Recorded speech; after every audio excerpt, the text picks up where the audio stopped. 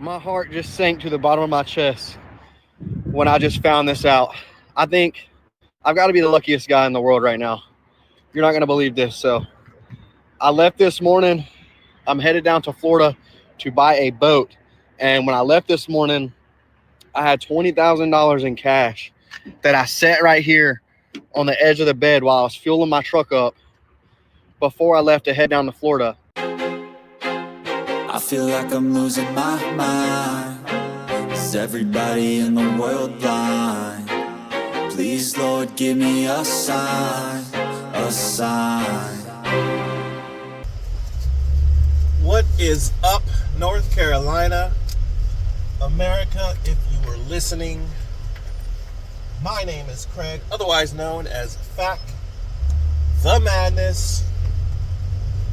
And we are here once again with another M.A.D episode. M.A.D stands for My Anecdotal Discussions. They occur in my car, occasionally, sometimes in my studio, wherever it might be that I have something that I would like to share or discuss with you.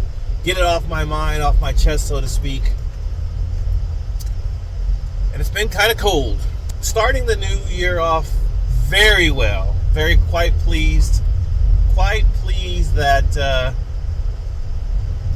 things are kind of shaking out the way they are.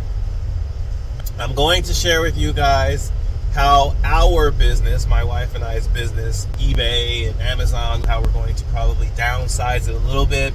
Frankly, I'm just a little bit tired of moving bins. My wife wants to reclaim the house back.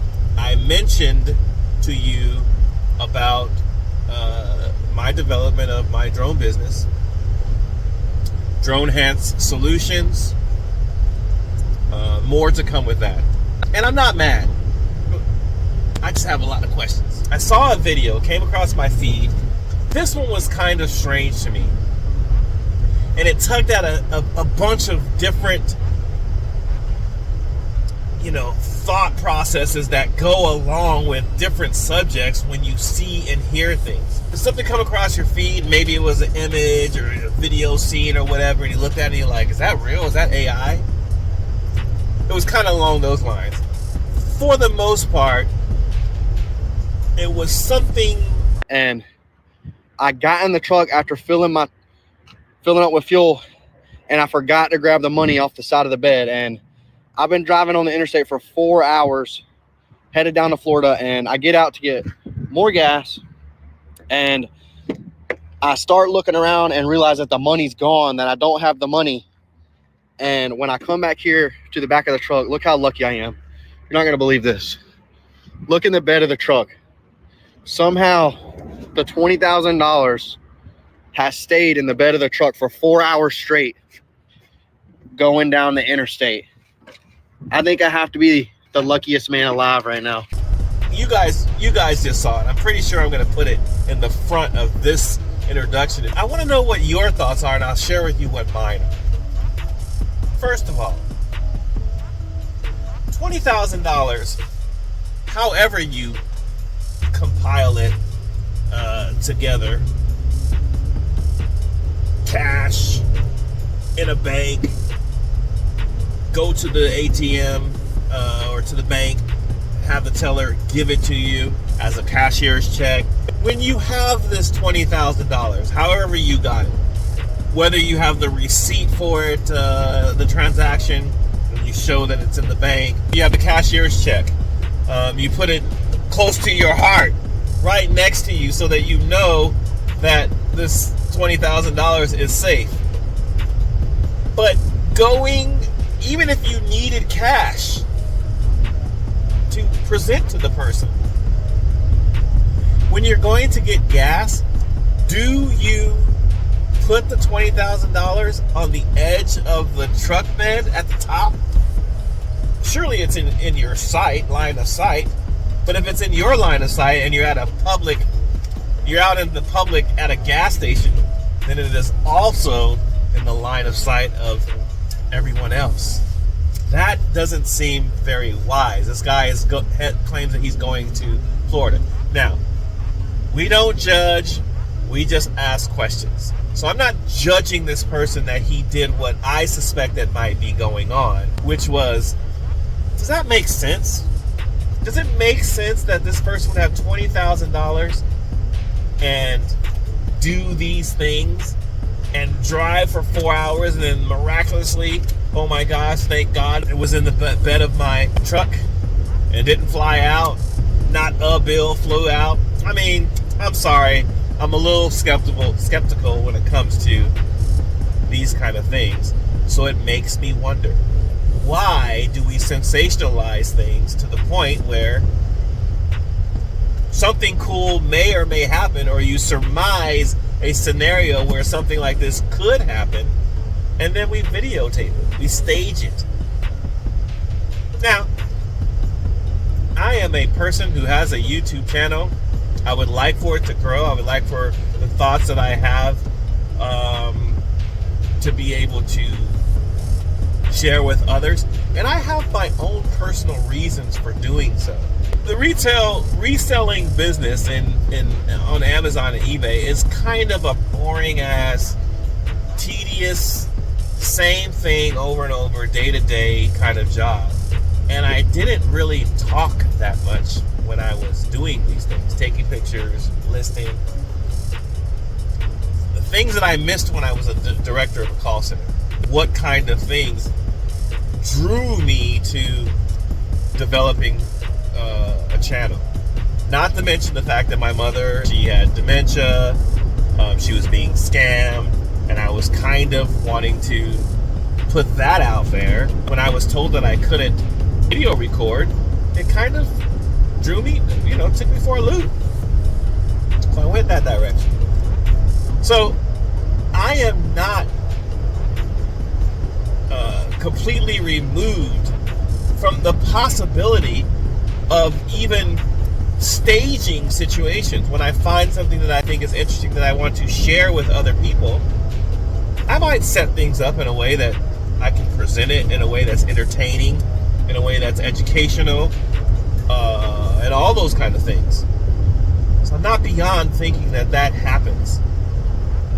But we have, not only in the community of people that I'm exposed to, that comes across my feed, including Generally Specific, who I previously did a show with, who I have no ill will towards. I don't partake in much of his content very often, because it doesn't pertain to me necessarily.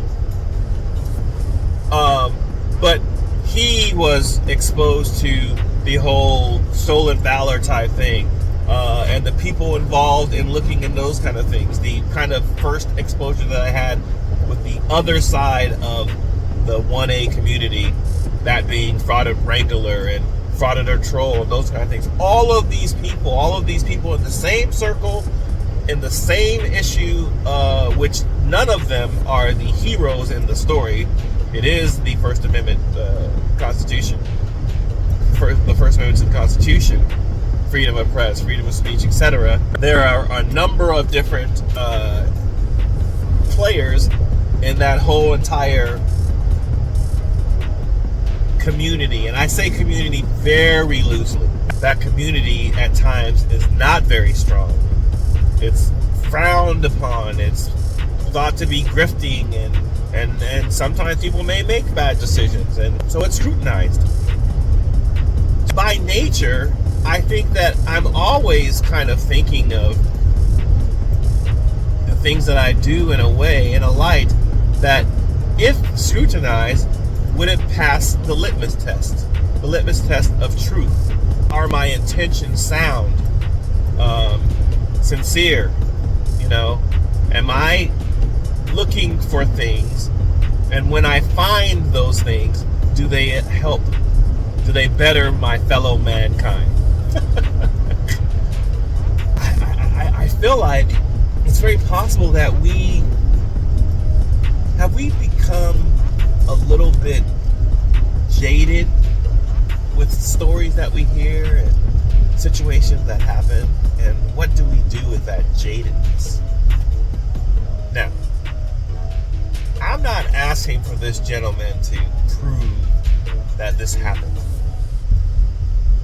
He clearly had $20,000. It clearly was in the back of the truck.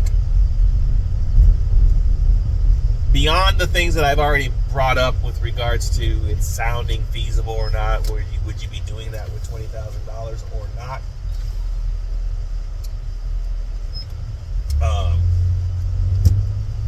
I had questions. It just didn't make sense to me. And that's really what I'm thinking about. Like, in this world that we live in now, I'm not upset that I was brought to the point of considering, is this true or not? I ask questions all the time.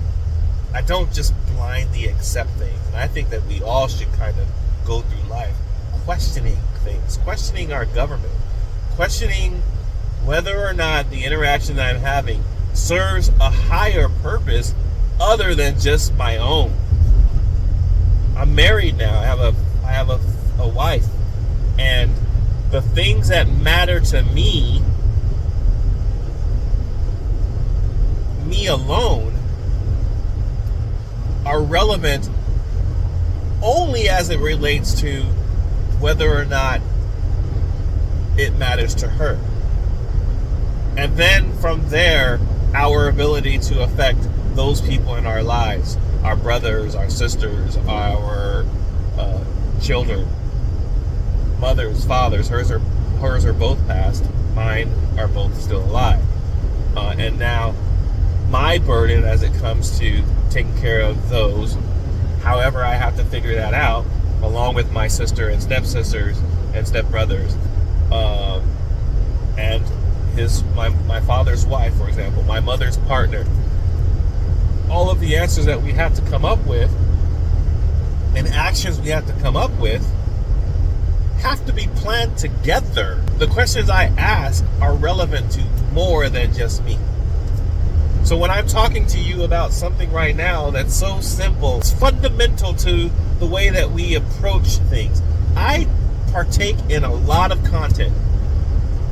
In fact, I recognize that on some level, at times, I look at enough content that I often wonder how much content I myself can create if I wasn't watching somebody else's content. So I'm cognizant of that. It makes me wonder how much time I waste and what I can do with that time. Last night, just as an example, I wasn't really paying attention to the time at all. I really was not. And I had a few meetings that went well with the drone business.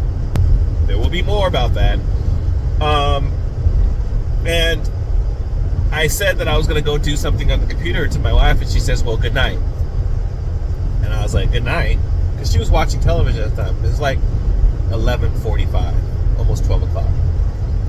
To her point, it was a little bit late. I went up, I did a few proposal type actions, and then I went back to bed and I watched different videos to about 5 in the morning.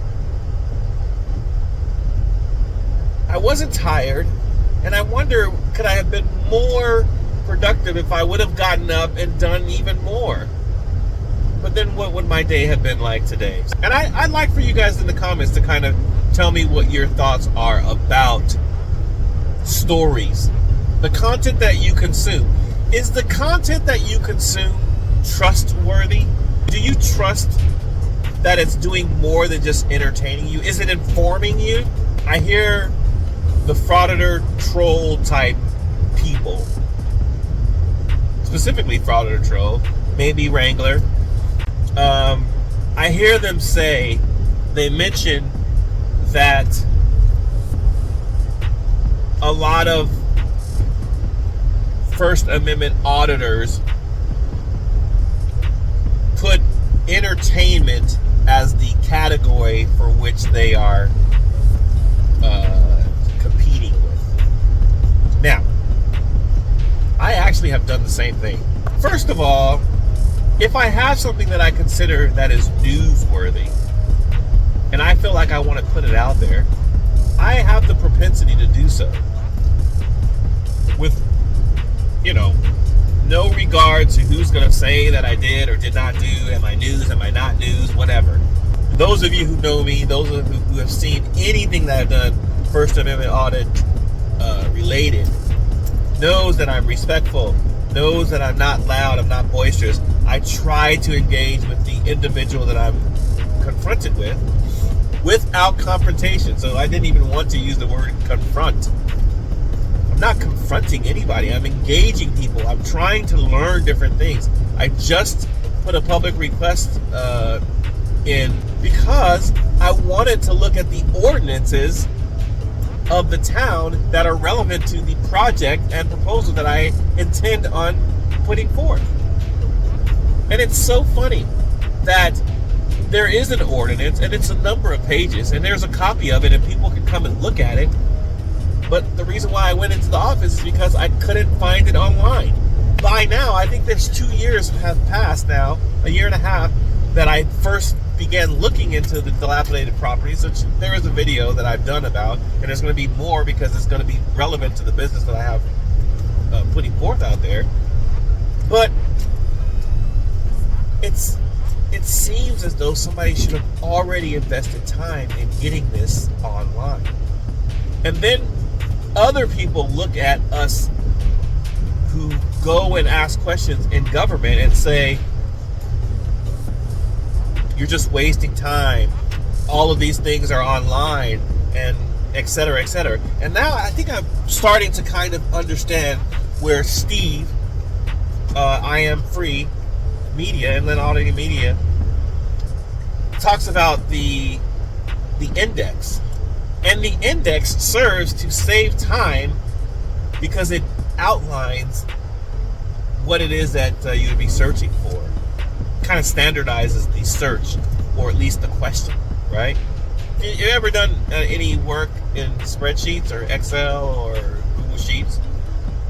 You will find that when you have the question first and you pose that question, I want this information and I want it to look this way, and then you go down that path, it makes the sheet turn out better. And I digress. One of my goals, which I described to you guys before the election this year, is to be more involved in my local government so that when it comes to the bigger stage, the presidential election, for example, I can be more informed. And so, I mean, this is a process that is obviously going to be a learning experience for me, navigating through the minutia, if you will, of government at the local level. And the people who I deal with, Miss Tammy, Miss Brown, all of those individuals, the chief, the previous town manager, which apparently no longer works there. I don't know why. Maybe it's something I could look into. All of them have been very cool to me, except for the one instance where Ms. Brown, for example, just described her desire to not be filmed, and I respected it. Just because I didn't want, first of all, even though she's servicing me or being a servant to me, I am also serving her in presenting the information that will allow her to work for me. Whether you be on the right side or the left side, that is left side, right side, politically, ideologically, philosophically, all I ask is that you meet me somewhere here in the middle. Because if we insist on remaining on opposite ends of any issue, we will never find a place that we can agree. And frankly, as a nation, as people, divided we fail, united we prevail. Think about that. And catch me on the next mad episode. I thank you for getting to the end of this video. All of you have a good day. I am Fact the Madness. If you haven't done so already, please like and share and subscribe to the channel. It does help the algorithm. I'm trying to make things happen with the channel, and I'm looking forward to some good things in 2020. This is my first mad episode. I'm not mad, I just have a lot of questions. So, take care. Peace. Thank you for watching. If you have a video you'd like for us to cover, use the submit link in the description or pinned comment. If you enjoyed this one, consider subscribing and hit the bell to be notified of future content. Be sure to check out all of the other content we have for your edutainment. We will continue to respectfully exercise our First Amendment rights and publish the interactions we have with government officials. Remember to like, share, and leave a comment. It's the easiest way for you to let us know your thoughts about our channel. I wanna be the greatest. Everybody on the fake shit. I look around and feel like everybody is the fakest. I make this every day and I'm impatient, hoping one day I blow up from the basement. Statement, the top is so vacant. I don't hear shit that I think is amazing. Waiting for my day when I'm playing sold out shows for 1,000 faces. Hey, give me that crown, get in my way and to be put down. It ain't your place, no, this my town. If I want that shit, then I'll get it right now. I'm losing it, the noose it fits, some losing shit, a stupid myth. You choose to live or choose to dip, you choose to fight or lose your grip and lose a gift. Oh.